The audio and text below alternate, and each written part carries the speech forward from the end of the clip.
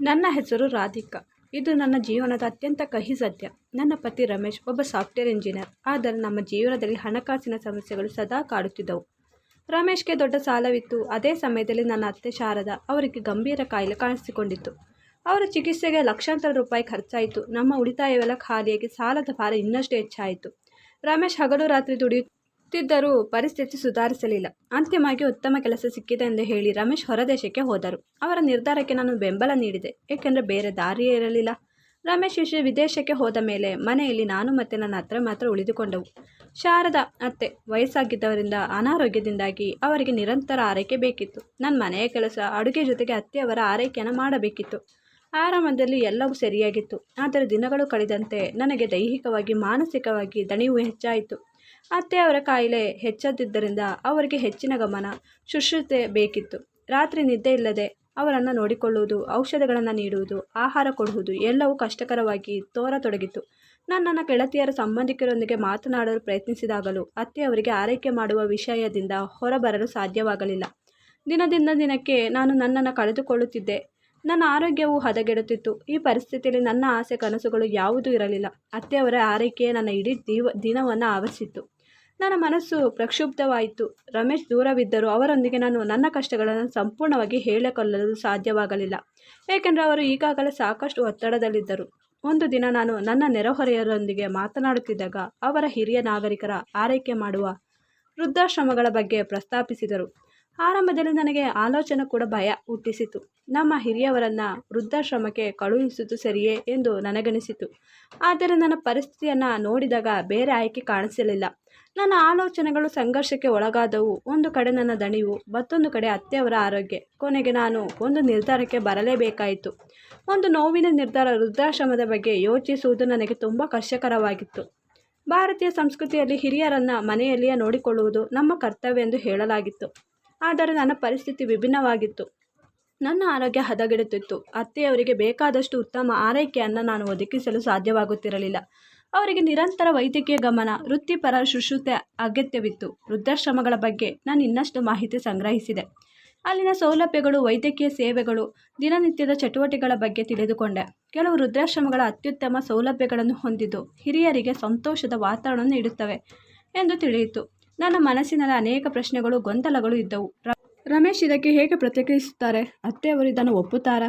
ಇವೆಲ್ಲವೂ ನನ್ನನ್ನು ಕಾಡುತ್ತಿದ್ದವು. ಅಂತಿಮವಾಗಿ ಒಂದು ದಿನ ನಾನು ಧೈರ್ಯ ಮಾಡಿ ಅತ್ತೆಯವರೊಂದಿಗೆ ಮಾತನಾಡಲು ನಿರ್ಧರಿಸಿದೆ. ನಾನು ಅವರಿಗೆ ನನ್ನ ಕಷ್ಟಗಳನ್ನು, ದಣಿವನ್ನು ವಿವರಿಸಲು ಪ್ರಯತ್ನಿಸಿದೆ. ಅವರಿಗೆ ಉತ್ತಮ ಆರೈಕೆ ಬೇಕು, ನಾನು ಅದನ್ನು ಸಂಪೂರ್ಣವಾಗಿ ಒದಗಿಸಲು ಸಾಧ್ಯವಾಗುತ್ತಿಲ್ಲ ಎಂದು ಹೇಳಿದೆ. ವೃದ್ಧಾಶ್ರಮದಲ್ಲಿ ಅವರಿಗೆ ಸಿಗುವ ಸೌಲಭ್ಯಗಳು, ವೈದ್ಯಕೀಯ ಸೇವೆಗಳ ಬಗ್ಗೆ ವಿವರಿಸಿದೆ. ಆರಂಭದಲ್ಲಿ ಅತ್ತೆಯವರು ತುಂಬ ದುಃಖಿತರಾದರು. ಆ ನಿರ್ಧಾರವನ್ನು ಒಪ್ಪಿಕೊಳ್ಳಲಿಲ್ಲ. ಅವರ ಕಣ್ಣಲ್ಲಿ ನೀರು ತುಂಬಿತ್ತು. ಅವರ ಮುಖದಲ್ಲಿ ಅಸಹಾಯಕತೆ ಸ್ಪಷ್ಟವಾಗಿ ಕಾಣುತ್ತಿತ್ತು. ನನ್ನನ್ನು ಬಿಟ್ಟು ಹೋಗುತ್ತೀಯಾ ರಾಧಿಕಾ? ನಿನಗೆ ನಾನು ಭಾರ ಆದೆನಾ ಎಂದು ಕೇಳಿದಾಗ ನನ್ನ ಮನಸ್ಸಿಗೆ ತುಂಬ ನೋವಾಯಿತು. ಆದರೆ ನಾನು ಅವರಿಗೆ ನನ್ನ ಆರೋಗ್ಯವನ್ನು ತೋರಿಸಿದೆ. ಅವರಿಗೆ ಒಳ್ಳೆಯದಾಗಬೇಕೆಂಬ ನನ್ನ ಆಸೆಯನ್ನು ವಿವರಿಸಿದೆ. ಈ ನಿರ್ಧಾರ ನನಗೆ ಸುಲಭವಾಗಿರಲಿಲ್ಲ, ಆದರೆ ಬೇರೆ ದಾರಿ ಕೂಡ ಇರಲಿಲ್ಲ. ಅತ್ತೆಯವರಿಗೆ ಈ ಮಾತುಗಳನ್ನೇ ಹೇಳುವಾಗ ನನ್ನ ಮನಸ್ಸಿನ ಒಳಗೆ ನಾನು ನೂರಾರು ಬಾರಿ ಸತ್ತು ಹೋದೆ. ಅಂತಿಮವಾಗಿ ಒಂದು ಭಾರವಾದ ಹೃದಯದಿಂದ ಅತ್ತೆಯವರು ಒಪ್ಪಿದರು. ಅವರ ಮೌನ ಸಮ್ಮತಿಯು ನನ್ನ ಮನಸ್ಸಿಗೆ ಇನ್ನಷ್ಟು ಭಾರವನ್ನು ತಂದಿತು. ನಾನು ಅವರಿಗೆ ವೃದ್ಧಾಶ್ರಮದಲ್ಲಿ ಉತ್ತಮ ಸ್ನೇಹಿತರು ಸಿಗುತ್ತಾರೆ, ಅಲ್ಲಿ ಅವರು ಸಂತೋಷದಿಂದ ಇರುತ್ತಾರೆ ಎಂದು ಭರವಸೆ ನೀಡಿದೆ.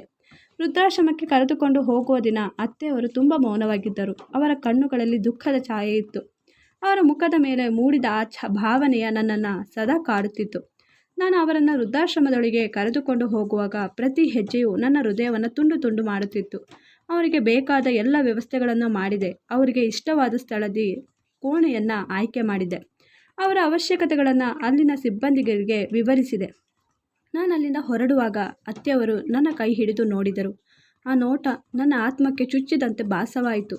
ನನ್ನ ಮನಸ್ಸಿಗೆ ನೆಮ್ಮದಿ ಸಿಗುವ ಬದಲು ಅಪಾರ ನೋವು ತುಂಬಿಕೊಂಡಿತ್ತು. ಅತ್ತೆಯವರನ್ನು ವೃದ್ಧಾಶ್ರಮಕ್ಕೆ ಬಿಟ್ಟು ಬಂದ ನಂತರ ನನ್ನ ಮನಸ್ಸಿನಲ್ಲಿ ಅಪಾರದ ಭಾವ ಕಾಡಲು ಶುರುವಾಯಿತು. ನಾನು ಸರಿಯಾದ ನಿರ್ಧಾರ ತೆಗೆದುಕೊಂಡೆನಾ ಎಂದು ಪದೇ ಪದೇ ನನ್ನನ್ನೇ ನಾನು ಪ್ರಶ್ನಿಸಿಕೊಳ್ಳುತ್ತಿದ್ದೆ. ರಾತ್ರಿ ನಿದ್ದೆ ಬರುತ್ತಿರಲಿಲ್ಲ. ಅತ್ತೆಯವರ ಮುಖ, ಅವರ ದುಃಖಿತ ಕಣ್ಣುಗಳು ನನ್ನ ಕಣ್ಣ ಮುಂದೆ ಸುಳಿದಾಡುತ್ತಿದ್ದವು. ಆದರೆ ರಮೇಶ್ಗೆ ಈ ವಿಷಯ ಹೇಳುವ ಧೈರ್ಯ ನನಗಿರಲಿಲ್ಲ.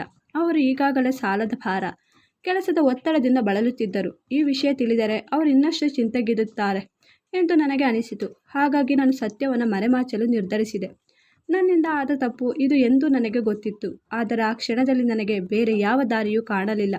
ರಮೇಶ್ ಫೋನ್ ಮಾಡಿದಾಗಲೆಲ್ಲ ನನ್ನ ಅಮ್ಮ ಚೆನ್ನಾಗಿದ್ದಾರೆ, ಮನೆಯಲ್ಲೇ ಇದ್ದಾರೆ, ಮಲಗಿದ್ದಾರೆ, ಹೊರಗೆ ಹೋಗಿದ್ದಾರೆ ಎಂದು ಸುಳ್ಳು ಹೇಳುತ್ತಿದ್ದೆ. ಪ್ರತಿ ಬಾರಿ ಸುಳ್ಳು ಹೇಳಿದಾಗಲೂ ನನ್ನ ಹೃದಯ ಭಾರವಾಗುತ್ತಿತ್ತು. ಆದರೆ ನನ್ನ ನಿರ್ಧಾರದಿಂದ ರಮೇಶ್ಗೆ ನೋವಾಗಬಾರದು ಎನ್ನುವ ಒಂದೇ ಕಾರಣಕ್ಕೆ ನಾನು ಸುಳ್ಳಿನ ಹಿಂದೆ ಬಿದ್ದೆ. ರಮೇಶ್ ಅವರ ಆರೋಗ್ಯ ವಿಚಾರಿಸುವಾಗ ಅಥವಾ ಅಮ್ಮನ ಬಗ್ಗೆ ಕೇಳಿದಾಗ ನನ್ನ ಧ್ವನಿ ನಡುಗುತ್ತಿತ್ತು. ಆದರೆ ರಮೇಶ್ ನನ್ನ ಮಾತಿನಲ್ಲಿದ್ದ ಬದಲಾವಣೆಯನ್ನು ಗಮನಿಸಲಿಲ್ಲ. ಅವರು ತಮ್ಮ ಕೆಲಸದಲ್ಲಿ ನಿರತರಾಗಿದ್ದರು. ನನ್ನ ಸುಳ್ಳುಗಳನ್ನು ನಂಬಿದ್ದರು. ವೃದ್ಧಾಶ್ರಮಕ್ಕೆ ನಿಯಮಿತವಾಗಿ ಭೇಟಿ ನೀಡುತ್ತಿದ್ದೆ. ಅತ್ತೆಯವರು ಆರಂಭದಲ್ಲಿ ನನ್ನೊಂದಿಗೆ ಹೆಚ್ಚು ಮಾತನಾಡುತ್ತಿರಲಿಲ್ಲ. ಆದರೆ ಕ್ರಮೇಣ ಅವರು ಅಲ್ಲಿನ ಪರಿಸರಕ್ಕೆ ಹೊಂದಿಕೊಳ್ಳಲು ಶುರು ಮಾಡಿದರು. ಅಲ್ಲಿನ ಇತರ ಹಿರಿಯ ನಾಗರಿಕರೊಂದಿಗೆ ಸ್ನೇಹ ಬೆಳೆಸಿದರು. ಅವರ ಆರೋಗ್ಯವು ಸುಧಾರಿಸತೊಡಗಿತು. ಅವರನ್ನು ನೋಡಿದಾಗ ನನಗೆ ಸ್ವಲ್ಪ ನೆಮ್ಮದಿ ಸಿಗುತ್ತಿತ್ತು. ಆದರೆ ನನ್ನ ಸುಳ್ಳುಗಳು ನನ್ನನ್ನು ಒಳಗೆ ತಿನ್ನುತ್ತಿದ್ದವು. ಒಂದು ದಿನ ಸತ್ಯ ಹೊರಬಂದೇ ಬರುತ್ತಿದೆ ಎಂದು ನನಗೆ ಗೊತ್ತಿತ್ತು. ಆ ಕ್ಷಣವನ್ನು ಎದುರಿಸಲು ನಾನು ಸಿದ್ಧಳಿರಲಿಲ್ಲ. ಪ್ರತಿದಿನವೂ ಸತ್ಯವನ್ನು ಹೇಳುವ ಅವಕಾಶಗಳು ಸಿಗುತ್ತಿದ್ದವು. ಆದರೆ ನಾನು ಅದನ್ನು ಕಳೆದುಕೊಳ್ಳುತ್ತಿದ್ದೆ. ನನ್ನ ಮನಸ್ಸಿನಲ್ಲಿ ಒಂದು ಆಳವಾದ ಗುಪ್ತ ಸತ್ಯ ಮನೆ ಮಾಡಿತು. ರಮೇಶ್ ಜೊತೆ ಮಾತನಾಡಿದಾಗಲೆಲ್ಲ ನನ್ನ ಸುಳ್ಳುಗಳ ಬಗ್ಗೆ ನನಗೆ ಅಸಹ್ಯವಾಗುತ್ತಿತ್ತು. ಆದರೆ ಈ ಸುಳ್ಳುಗಳಿಗೆ ಅಂತ್ಯ ಹಾಡಲು ನನ್ನ ಬಳಿ ಧೈರ್ಯವಿರಲಿಲ್ಲ. ನಾನು ನನ್ನ ಕುಟುಂಬದ ಸಂತೋಷಕ್ಕಾಗಿ ಈ ಸುಳ್ಳುಗಳನ್ನು ಹೇಳುತ್ತಿದ್ದೇನೆ ಎಂದು ನನ್ನನ್ನು ಸಮರ್ಥಿಸಿಕೊಳ್ಳುತ್ತಿದ್ದೆ. ಆದರೆ ಆಂತರಿಕವಾಗಿ ನಾನು ಈ ಬಗ್ಗೆ ಖುಷಿಯಾಗಿರಲಿಲ್ಲ. ನನ್ನ ಕೃತ್ಯದ ಬಗ್ಗೆ ನಾನು ಭಯಭೀತಳಾಗಿದ್ದೆ. ಒಂದಿನ ರಮೇಶ್ ಸತ್ಯವನ್ನು ತಿಳಿದುಕೊಂಡರೆ ನನ್ನನ್ನು ಕ್ಷಮಿಸುತ್ತಾರೆಯೇ ಎಂದು ಯೋಚಿಸುತ್ತಿದ್ದೆ. ಈ ಭಯ ಸದಾ ನನ್ನನ್ನು ಕಾಡುತ್ತಿತ್ತು. ಇದರಿಂದ ನಾನು ಮಾನಸಿಕವಾಗಿ ತುಂಬ ಬಳಲುತ್ತಿದ್ದೆ. ನಾನು ಸಂಪೂರ್ಣವಾಗಿ ಮಾನಸಿಕವಾಗಿ ಕುಗ್ಗಿದ್ದೆ. ಅನಿರೀಕ್ಷಿತ ಆಗಮನ, ಭಯಾನಕ ಅರಿವು, ಹೀಗೆ ದಿನಗಳು ಕಳೆಯುತ್ತಿದ್ದವು. ಒಂದು ದಿನ ರಮೇಶ್ ಫೋನ್ ಮಾಡಿ, ರಾಧಿಕಾ, ನಾನೊಂದು ಸರ್ಪ್ರೈಸ್ ಕೊಡಬೇಕು ಎಂದುಕೊಂಡಿದ್ದೆ. ಆದರೆ ನಿನಗೆ ಮುಂಚೆಯೇ ಹೇಳುತ್ತೇನೆ, ನಾನು ನಾಳೆ ಮನೆಗೆ ಬರುತ್ತಿದ್ದೇನೆ ಎಂದು ಹೇಳಿದರು. ಆ ಮಾತು ಕೇಳಿದ ತಕ್ಷಣ ನನಗೆ ತಲೆ ತಿರುಗಿದಂತಾಯಿತು. ನನ್ನ ಕೈಯಲ್ಲಿ ಫೋನ್ ನಡುಗಲು ಶುರುವಾಯಿತು. ನನ್ನ ದೇಹದಲ್ಲಿ ಒಂದು ರೀತಿಯ ಭಯ ಆವರಿಸಿತು.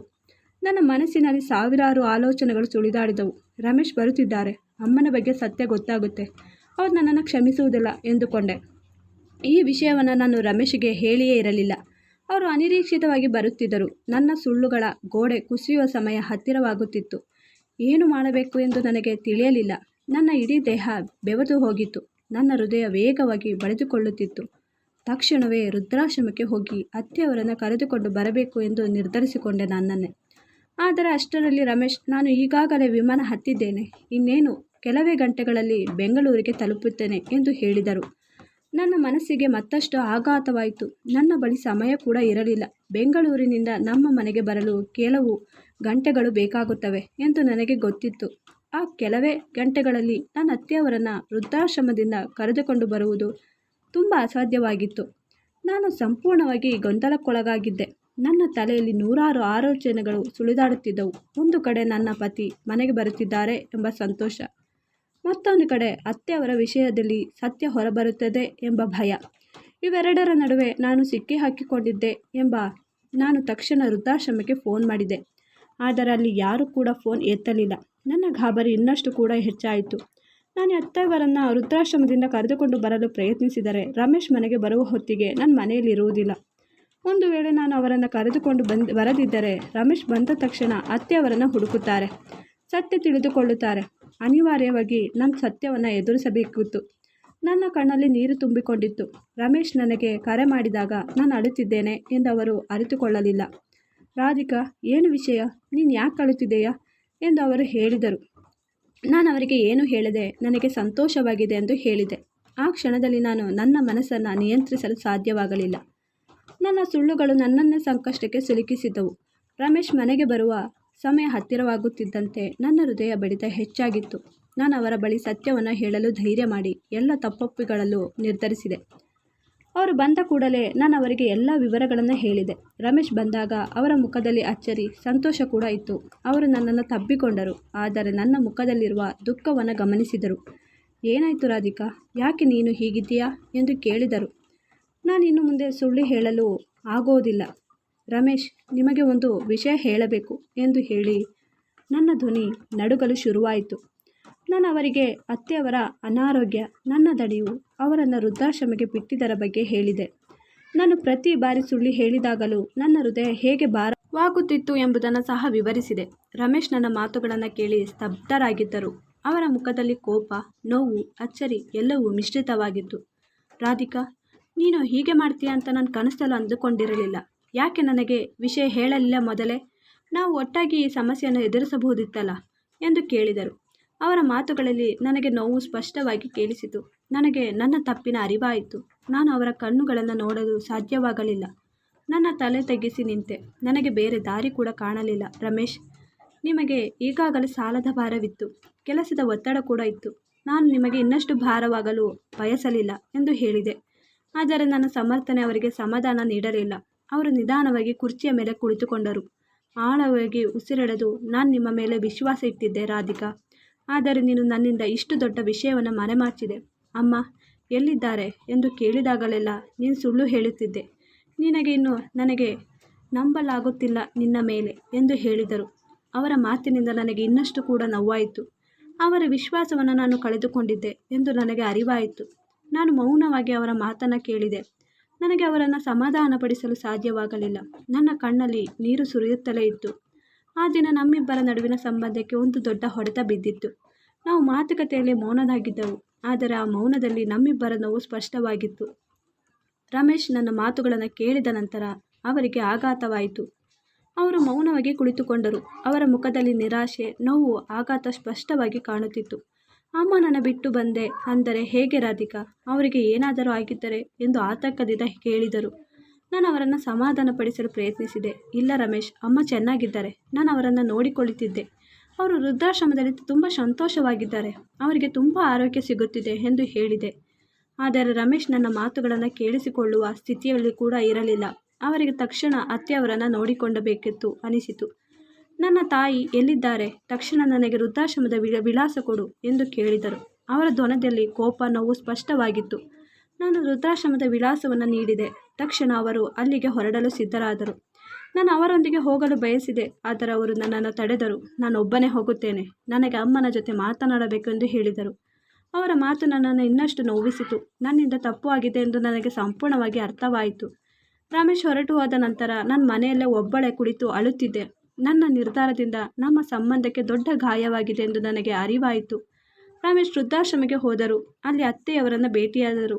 ಅತ್ತೆಯವರು ರಮೇಶ್ರನ್ನು ನೋಡಿದ ತಕ್ಷಣ ಆಶ್ಚರ್ಯಚಕಿತರಾದರು. ರಮೇಶ್ ಅತ್ತೆಯವರನ್ನು ತಪ್ಪಿಕೊಂಡು ಅವರಿಗೆ ನನ್ನ ನಿರ್ಧಾರದ ಬಗ್ಗೆ ಕೇಳಿದರು. ಅತ್ತೆಯವರು ಕಣ್ಣೀರು ಹಾಕುತ್ತಾ ನನಗೆ ಅನಾರೋಗ್ಯವಿತ್ತು, ರಾಧಿಕಾಗೆ ನನ್ನನ್ನು ನೋಡಿಕೊಳ್ಳುವುದು ಕಷ್ಟವಾಗುತ್ತಿತ್ತು ಎಂದು ವಿವರಿಸಿದರು. ಆದರೆ ಅವರು ರಾಧಿಕಾ ತನ್ನನ್ನು ವೃದ್ಧಾಶ್ರಮಕ್ಕೆ ಬಿಟ್ಟು ಹೋಗಿದ್ದಕ್ಕೆ ನೋವಾಗಲಿಲ್ಲ ಎಂದು ಹೇಳಿಕೊಂಡರು. ಅವರು ನನ್ನ ನಿರ್ಧಾರವನ್ನು ಅರ್ಥ ಮಾಡಿಕೊಂಡಿದ್ದರು. ರಮೇಶ್ ಅಮ್ಮನ ಮಾತುಗಳನ್ನು ಕೇಳಿದಾಗ ಇನ್ನಷ್ಟು ಗೊಂದಲಕ್ಕೊಳಗಾಗಿದ್ದರು. ನನ್ನ ಸುಳ್ಳುಗಳು, ನನ್ನ ಪರಿಸ್ಥಿತಿಯ ಬಗ್ಗೆ ಅವರಿಗೆ ಅರಿವಾಯಿತು.